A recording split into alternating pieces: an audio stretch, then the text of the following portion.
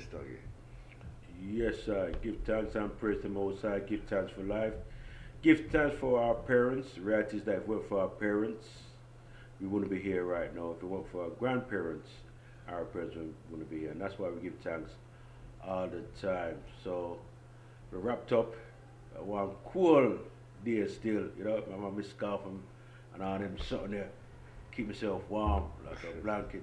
But cool day. But can't stop the reasoning and the progress while going still. And I want to thank each and one of you who came out Thursday at the seminar was about the role of religion, and we had a good turnout, man. Amazing turnout. We had some esteemed people, individuals on the panel. We had jammers, right? It was right here. And we shared some information. It was in a second. We had Patrick Hilton from Jamaica, and he was top farm. See, also have Sister Maureen Minto, herbalist from Jamaica, upon the panel. We had Abu Ratata, the great Abu Ratata. Upon the panel, and my brown fire still, on all levels. Also, we had Russ Minty was the moderator. See, so yeah, man, people full join themselves, and there will be a part two sometime next year. So more people gear for part two, because part one was that was just lively. But Bridget, how you find this something? Yeah, that's the first time, funny enough, that I've actually been on the panel. Yeah, and it was excellent. I really, especially sitting alongside Abu Ratata, he was just firing breathing fire all night, So sitting next to him, yeah, I enjoyed it to the maximum. Yeah. Enjoyed it to the max, and the boy, and there was only a little taste still, There was only a little taste. I see people, they was swarming around my book. Because I brought some books to the table, and I got a really good response as well. So it was a fantastic event. It was a positive response, but you had some books out there and used the old word you wanted to look at. The old thing about religion. Was it about religion you was trying to tie it was religion, really. The topic was religion, so I just came with the books themselves, because sometimes you can talk a good talk, but where's the facts? So I just thought, let me just take out some of my collection and bring the books to people to see that I didn't really have to speak. I just let the books talk. Let the books them talk. Yeah, and let the religious books talk about religion. Because I think the best way to talk about religion is use their own religious books to talk about religion. See. So. All right. Yeah. But let people know that when we have part two, we're going to have some different people still, because there's a sister from the Seventh-day Adventist. They come around the night. Yeah, I think she said I need saving still. She said you need saving. Yeah. Well, not to the worst of that. I said, but yeah, we did exchange it. Yeah, she gave me a card. So have you got a card? Yeah, I think she did give me the card. Have you got a card? Yeah, I think she gave me. I need to get hold of her number. Yeah, I think I need saving. I feel still. No, but so.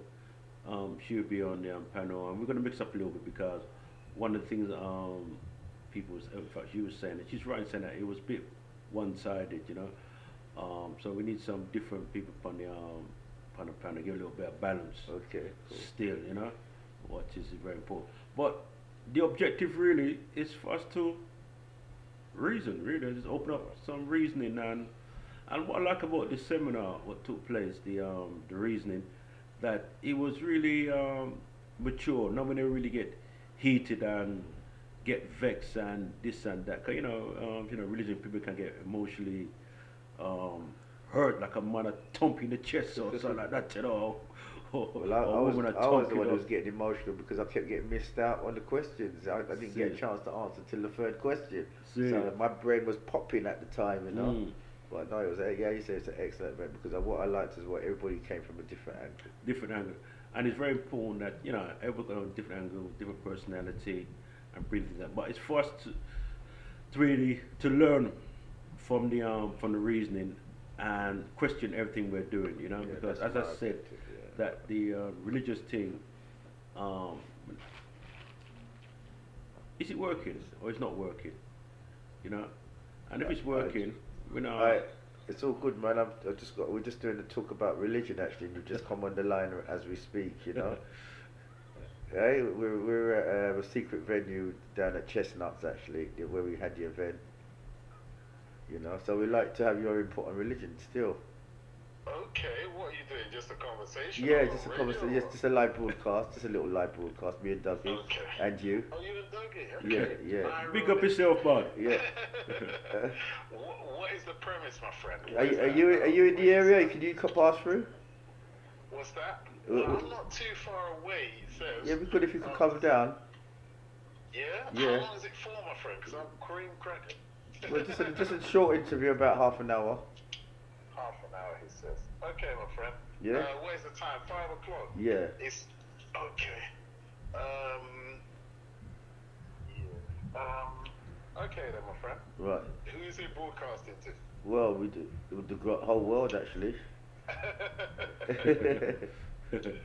Well, let me talk now. You don't mind me doing it on the radio because I'm absolutely dead to the world. Okay, I can talk on the phone now. Oh, I do it on the phone now. So what's your do it on the phone now. I'm gonna pass it to Doug. You can answer your question. Yeah, 1 second. Okay, no worries. Yes, sir.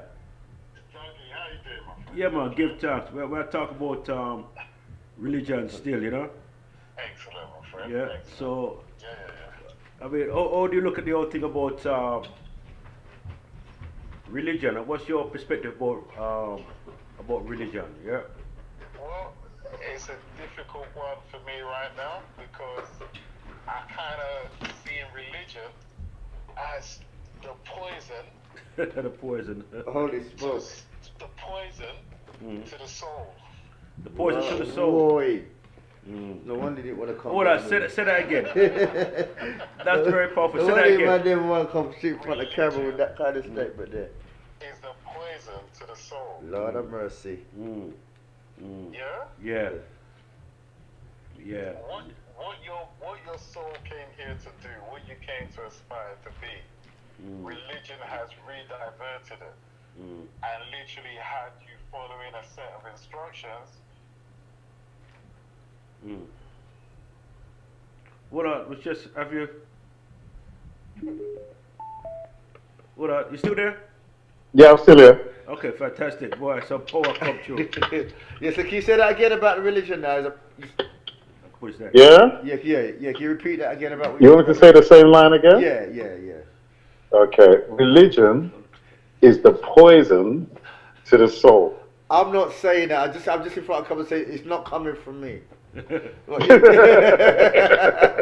coming from the absolutely poison. Who didn't want to be in front of camera. So what's your take on how do you get to that conclusion? Well, if one has studied religion, as me and you have discussed many times, Jammers, yes, we know that it's a set of instructions to tell an individual how to shut down themselves and follow somebody else. Right. And the problem that you have is your natural dynamic self that's come here to, with an infinite mind to see so many different things, experience different things, has to do so within the confinement of someone else's ideas of what's possible. We all know that no one died to save us because none of us have been saved from anything whatsoever. Yeah, we're in a situation where we're following a load of people's instructions that we know they've never followed any of them themselves. Yeah. But Edison, let me just jump in here because one of the most craziest thing, right, backward thing for our concern, right, and even today, in the 20th century we're in, we still have people still believe that heaven is in the sky, and Jesus Christ is gonna come back, and people are fight you for that beliefs there. And I said, well, Arnie, if you're saying that heaven's in the sky, right? Heaven's up there. Let's go up there and look for him. Let's go up there. It's the biggest contradiction in the world. Yeah. When someone says, let us, they're going to pray, what's the first thing they do? Do they look in the sky or do they close their eyes? Close their eyes. Yeah. They close their eyes because they know that any concept of a God or anything is inside of them. Right. So they close their eyes to focus so that they can look within. That's what you instinctively do. If you look up at the sky, there's a saying in the old Yoruba tradition that it's a novice that looks in the sky when he's trying to do a divination. They know that there's nothing up there. All the knowledge and wisdom that you're looking for resides within you. There's nothing out there, up there. The Jewish word, one of the words for Jammers can back me, that the words for heaven is just really the sky, isn't it? Yeah. The sky. Yeah, the sky was the word. They said in the heavens, which they meant was the sky. And these people, they worship the sun.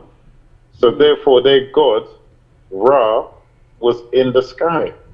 So that's why our God is in heaven. They really was just talking about the sun and the sky. But we took it literally through years of what they say, lost in translation or ignorant manipulation. They literally got people in a state where they don't know the origins of these words and these concepts, and they're now following ideas which basically is not going to benefit them in any way whatsoever. But let me ask you a question, because Sure. I had a conversation, I can't remember what it was on a radio station, Mm. and I don't know how, well, this is my belief, right, that before we was conquered as African people, before we was, our religion, our culture was taken away with. But before that, right, did we use the word religion? Because that's where I'm a bit confused. No, Oh, no. All right. Is there a word No. for religion in the African language? Well, the way that I would perceive it is that it's more of an understanding. Yeah, I Alright. mean, You is know, there, we were progressive people, so See. we was Sorry, always looking for I a need to better stop. understanding of everything Sorry, Edison, around I us. need So, to- I need to stop you. most of these things were directed to you having a better understanding of yourself No, Edison, I need to- because you were the spirit. Go Edison, ahead. I need to stop you on this point, right? Oh, Was sorry about that. Go there ahead. a word called religion is there a particular word called religion Well- in African? Because as far as I know, there's not a word for religion. It's Isigna or Isina, but it's a different concept. Well, I can only speak of what I've read or gone through myself. Yeah, is there actual And words? the way that they talk of it, in truth, is they would refer to it as African sciences. Yeah, but is there an actual word? Like a, No, because not that I'm yeah, aware of. this You is- know, this there's is so a- many different yeah, this is a languages, Latin word, a even Latin in word. Nigeria alone. So all the different countries, there'll be a word for a concept of God, Right. but there might not be a word for a religion. Which means to People be have always bound thanked back, bound a back. concept of God. Yeah. They've just not say where it's located.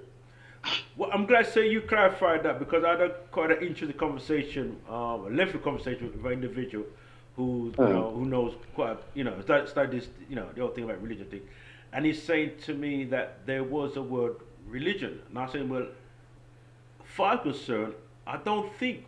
Obviously, we had a way of life, in terms of culture and religion was a way of life, but I don't believe that we use the word religion, No. and we had But- quite a lengthy conversation around that. Well, Jammers can tell you the origin of the word religion from the word reglo, which means to bind. So therefore, we wouldn't have created a concept which binded our understanding. If everyone was looking to survive, it's only a group of people whose survival is based on your ignorance would want to bind you in a religion. That's right. Yeah? Yeah. Because we had no inclination to bind you. If you love your children, you want them to do better than yourself. So why would you be giving them a concept which binds them? I see what you're saying. I see what you're saying. It's not logical sense. We no longer look at the world from our innate understanding. We look at it from someone else's misguided or deliberately misrepresented understanding. Okay. Let me jump. Let me ask you a question, because it looks like we have Sure. the true scholar come true for us. What about me?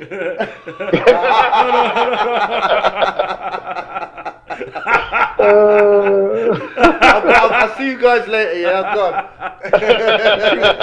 All right. Jarvis, please stay. Go ahead. No, it's all good, man. It's all good. Hold on. This thing about God, this God thing. I mean, again, right? Did we use the word God in them time now? Who this God we're talking about? Well, you see, this is the thing where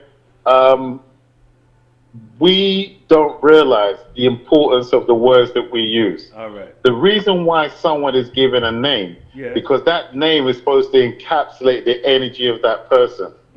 If you're naming a certain person and someone says, you know, you look like this name, and when someone says, you know, you look like a Johnny, nah, I don't feel Johnny, that kind of frequency around you. So a name is really like a label that encapsulates an energy. Now, we never use the word God until the word God was put on us. Right. We had our own terms for these energies, for these principles, for these concepts. We weren't using the term God. This is, again, a Western abbreviation of the word good or whatever term they want to take it from. But it reflects their story. You know, I always say that, unfortunately, this term God hasn't done anything good for us. Right. We had our own energies that when you call the names of what you use, the English concept of God, you felt a frequency inside your body because you were calling on the name that all your ancestors called. So it literally was in your blood and that vibration was still in your frequency. When you call God, you're just left cold. Okay, I called God. And you have to put energy into the word, not the word put energy into you. Okay then. I mean, I heard you use the word ancestors, and people might be hearing it for the first time. I might be hearing it, but I don't quite understand when we talk about ancestors. I want you to just break down what you mean by ancestors. Well, ancestors is a convenient way we use to describe people that have transitioned. I don't say died because science will verify that nothing dies. And we would be remiss if we actually didn't explain that your ancestors, you're an ancestor. This place that we live in now is a sort of revolving door, a revolving cycle. It's literally the best way to describe it is people that have passed now living in this dimension, but they still live within you. Right. And they still communicate with you and they still have a relationship with you. Yeah, people are still in the situation where many people will turn around and say, you know, I heard a little voice in the back of my head tell me not do this, not do that. And a lot of people have, you know, gone beyond that little skeptical stage and full blown, speaking with their ancestors in their mind. You see, this was a natural thing until the religion came through and then made it an unnatural thing and had people praying to an idea or a concept, which, again, no one has ever come back and said that Jesus or God has ever said anything. Right. Yet they still pray and still talk to him and still ask him questions, but never hear an answer back. Yet when they say talk to your own ancestors, a lot of people were doing this naturally before someone come and told them that they're crazy. But they're crazy. Okay. And the person that told them that they're crazy, well, look what they've done and how many people they've killed in the name of this said religion. Okay. And they're not deemed crazy, you know. All right. Jarvis, you want to come in? Yeah, I just touch on the word God in the supposed language that Jesus spoke, Aramaic, I think it was. There was no G in the alphabet. True. So Jesus could not have called that G word out because the G word never existed in Aramaic. G or J? The word G for God didn't exist in the Arabic. It didn't exist in that language. So Jesus could not have called out that name. So this is what I'm trying to say. If you go back a little bit and start studying these things, you'll start to realize that the modern religion we have is, as we said, modern. It's nothing to do with the ancients. The ancients didn't use those words. The ancients were very careful what words they used because they appreciate that certain words are built in a certain way and carry a certain frequency in your body when you hear them.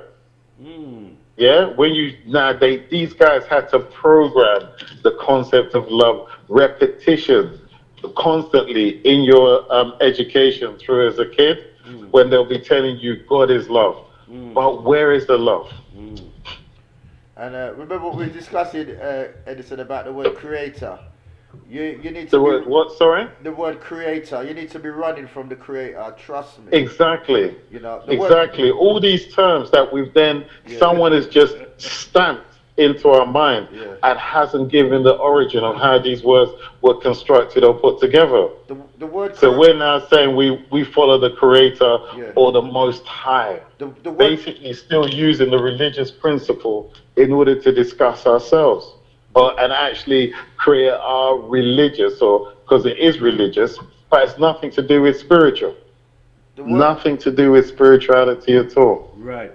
The word creator, which is the second word in the Jewish Bible, bara, that bara. So in the original Jewish alphabet, the second word in the Jewish alphabet, bara, means the creator, which in Greek means to forbid or utterly stop.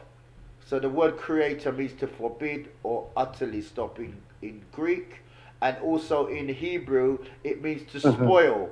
Its concordance reference is 1254. So look it up yourself. Go to YouTube, put in 1254 Bible coordinates, Hebrew or Greek. You see the word creator means to stop, prohibit or defile. So don't follow no creator unless your mind is wild. Well, sadly, you know what you're saying, Jammers, is one of those things where everyone hides things in plain view. Because they educated you to be less than clever, for want of a better expression, they can actually say anything, trigger us in any way. And we've got no defense against it because we don't know any contrary information. We have no knowledge of our own ancestral understanding. We still have to go to them to ask them what our ancestors did because we're too scared to offend them. Instead of us literally just taking on our own traditions, doing it in our way, and not looking for any public acceptance of what we're doing, we're still trying to integrate it into this external society. No, do your own thing. Get your own sort of understanding out. So, you are the God we seek. I always tell everyone that. You're going to find it inside yourself. You're not going to find it anywhere else. So if we don't, I mean, the reason about the creator now, so what word you say we should use then, I mean, Jammers and Edison? Well, that's go ahead, Edison, you go first. Well, Jammers, the thing is, what word would you use? Because in all honesty, you have to understand a word is to describe a principle. Well, basically, you have to understand the principle, as you're saying, what it's about. So basically, what it is, to stop them wasting energy or killing people through punishing them physically. They've created this concept, so we worship punishment. This is what the Bible is actually. When Bob Marley was talking about mental slavery, he was spot on. The Bible is the device for you to worship being punished. The first three letters of the Bible is Bereshit, which is the beginning, but it's the beginning of the punishment. The create doesn't mean you're using something that's there already. Look at the dates. Look at the factual dates when the Bible was created. So the Bible is using something that's there already. When they're talking about creation, they're talking about using something that's there already. And then you've got the word Elohim, which is the male and female spirit. So basically, Bereshit is the beginning of the forbidding or breaking of the male and female spirit. That's the first sentence in the Hebrew Bible. Bereshit, Barak, Elohim. So this is a device that is being used to make you worship slavery. So you're not going. So the first thing you have to do is every word is really an action, especially in Hebrew or Greek. It's action. So it's the key element is you have the power yourself, an internal power to create your own reality. You don't use a word, you perform an action. Edison. No, you see, everything really is taking place inside your own mind. You live inside your own mind.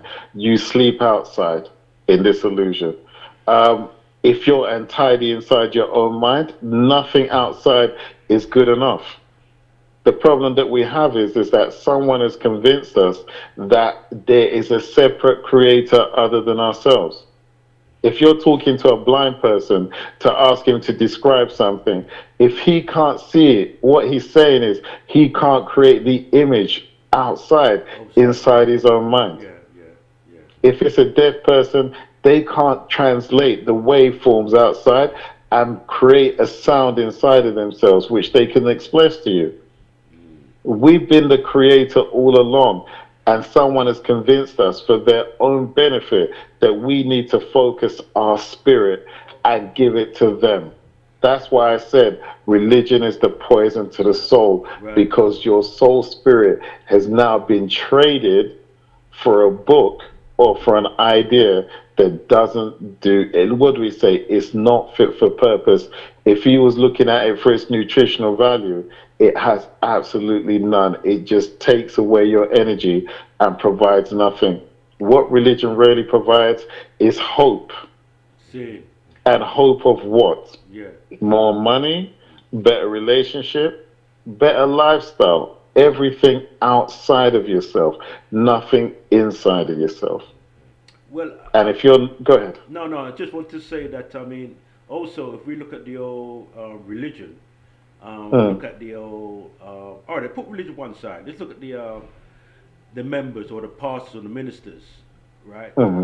Who, you know, have a way of exploiting the people, them, you know what I mean, for their personal gain.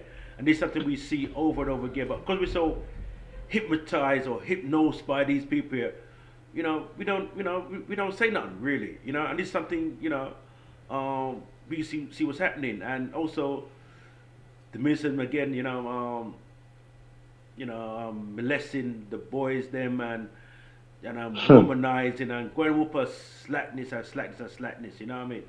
So it showed the hypocrisy of what's happening in the whole thing about religion, the churches and so forth. Well, you know. Well, the basic thing about the religion is taking the concept of the from Akhenaten. Basically, the concept is taking one. The one God thing, isn't it? It's taking one of our levels of consciousness or neuters, or because you've got different aspects of nature. Right. Like you'll have a child and say, "Oh, this child's very courageous," or "This child's very timid." So it's different forms of nature. That's what the neuter means. It's a form of nature. So they've taken one form of nature, which is the science of the one, and that's what they're using to control the planet. The mono. Mono means one. Look at the word money. You see the word mono in it. Look at the word monarchy. You see mono in it. You see. So this is the science. This is the applied science that they've been used to bind us to one thing. It's one of our sciences that they're using, and what they've done is, if you look at Catholic now, Catholic, the ideology behind Catholic is that Jesus passed the baton onto the Pope. So now the Pope is really the God. He's God now. You have to bow down to the Pope to get to God. You see.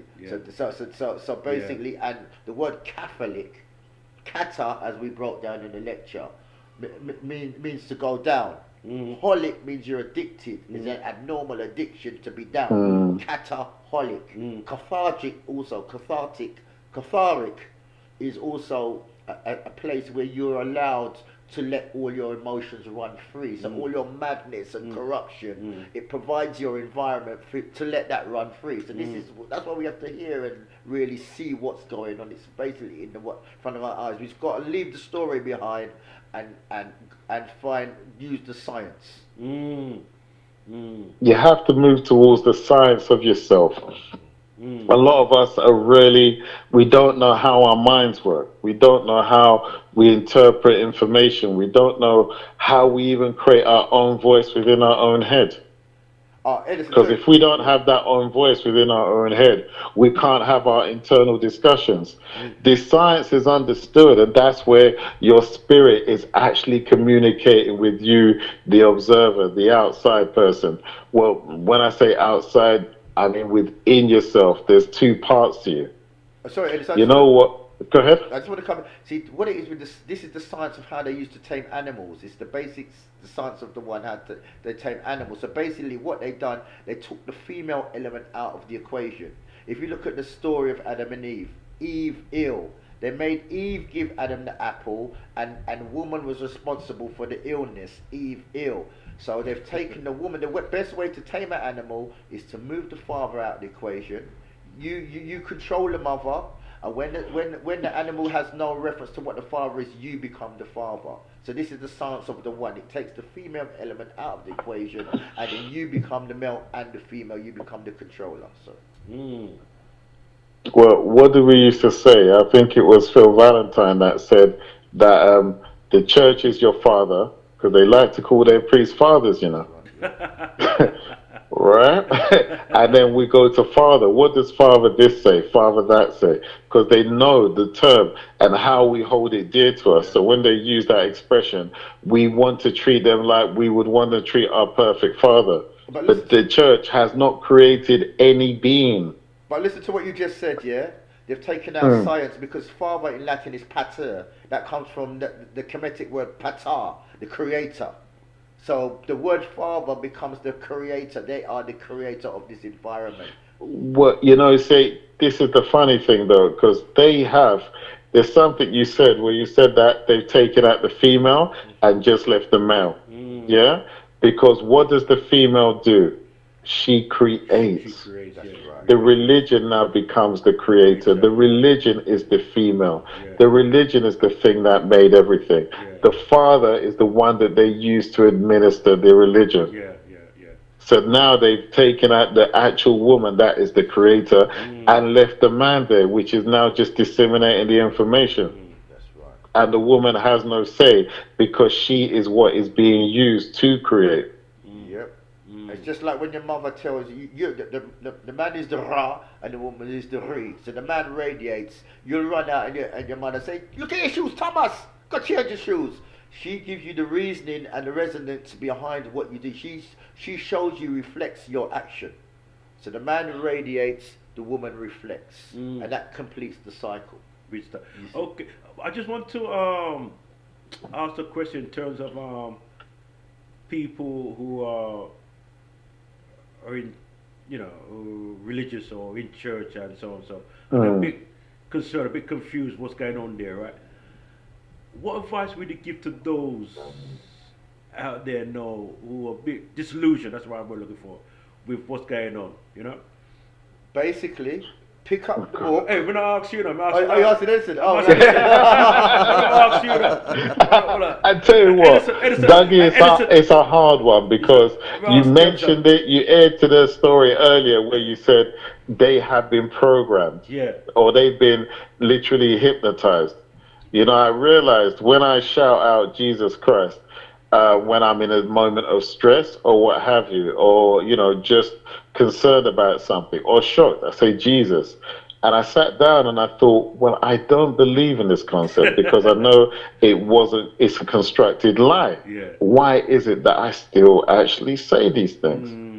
And then I realized that a friend of mine just reminded me, you know, we always in school used to have to say, we had to say, God save the Queen.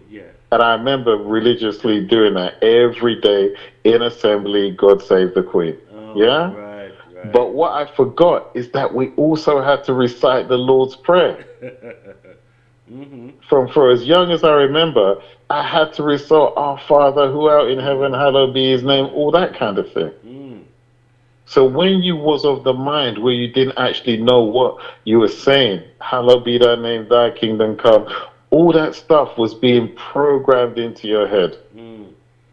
So therefore, you realize that when you're older, you're saying Jesus is coming, all this kind of stuff. You don't even remember when you started believing that, because that's all you've ever known. You literally have to go against the program that you was given as a child. And literally, you don't remember when it was done. I'm thinking, why do I still call Jesus Christ when I know I don't believe it? Because I was programmed very well as a child when I had to sing Jesus is love, all these different things. When I had to sing the hymns, you were not given any religious choice as a child. You were forced to become a Christian. Even though I didn't go to a Christian school, they were still conducting prayers. Okay. And I had to follow these prayers. And these things were ingrained in me. So when you're dealing with someone who's still under that influence, you can't blame them for what it is. The fact that you've got out of it is good, because something inside you just couldn't settle and accept it. So everyone has to get out when they're ready to get out. The people that will listen and will challenge themselves with what they hear will be on the basis that they've had a doubt. They know there's parts of it that doesn't make sense, but the pastor is a master hypnotist. He is one who's studied this stuff for years. The good ones are the best ones, and they're the ones that literally take you through that service or ritual, because no one describes it as a ritual. Remember, the premise is symbolic, but you're drinking blood and you're eating a body. In any other circumstances, if I said to you, we were symbolically following an African tradition and we was drinking blood and we was eating the body, wouldn't you be horrified at whatever service I was going to be practicing? Yeah, absolutely. Jamus, you want to Yeah. Even if I said it symbolically, we're going to drink the blood and we're going to eat the body of any other name other than God or Jesus, you would flip out saying, what kind of sick thing is that? But this is done up and down every Sunday, all around. Our children are participating in this story, and no one is thinking about it because the job was done when we were young. Okay. Yeah, what I like to say is that the Bible was written in Hebrew. So any Christian, the Bible comes from the English Bible comes from the Hebrew language. So any Christian, all you've got to do, there's a book there for you. It's the Strong's Concordance of the Bible. It has every single word written in the Bible, and it gives you the Hebrew and the Greek definition. So all you've got to do, go to your Bible or order it online. The Strong's Concordance of the Bible, and you can see for yourself that when you open the book and you see the word God, and you look at the Hebrew word for God, you see the word Elohim, which means a plural. So that's all you've got to do is go and buy that book. Just find out what the words are in Hebrew and Greek, and that's the science of. That's the thing is, Jammers, it is good. Because knowledge is power. But you see, the power, I'm not taking away from what you said there, because I need to get that book and I need to have these words so when I'm being challenged, I can break it down so that the person, shuts down their emotional connection to the religion. Because the way it's been taught is emotionally. People have worked on the aspect of where, don't underestimate the ritual that takes place. When someone has you singing, which is chanting at the top of your voice, and you've opened up your mind, you've opened up your spirit, the whole concept of chanting means that you have to raise your energy, to raise your voice, to get it out of your mouth. So you've raised your frequency. You're at the optimum point of reception to whatever information, because you've really given your energy, which means you're a little mentally tired. What's the thing they say after that? Let us pray. So they shut you right down. And that prayer is the actual program instruction that they're now implanting deep into the core of who you are. So that when you actually challenge someone who connects to this religion, they're ready to fight you. You try to say something like that to a Muslim in one of their countries, and you might as well look for the nearest tree, because that's where you're going to be. But I think don't challenge these people and anyhow, just without logical understanding, because we've overcome these ideas within us. We're no longer operating under these programs. So therefore, the knowledge that we give them, they will challenge it, but the program that they've got in them is deep, and it's really based in pain and fear. Who do you fear more, the devil or God? Well, I think the thing about it is as well, what you have to realise is, they've got you still like a slave, yeah, and everything they do is corruption. You know, everything they like. The food is corrupted food. You know, the programs is corrupted programs. The words they give you is corruption. It's a bait to trap you. Just like when you're trapping an animal, you put out bait to be trapped, for the animal to be trapped. So the master is baiting you.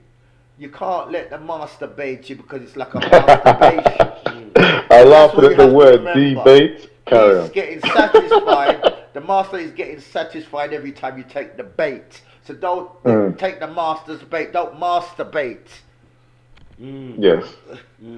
So. Yes. But it's interesting. We said that the God and the devil know, because you know, to reach a certain level of consciousness, you know, awareness, right?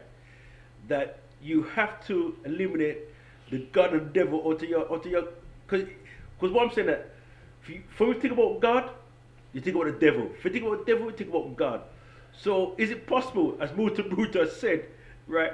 Can we eliminate the God devil concept to raise a level of consciousness and awareness, because that is what's blocking our consciousness.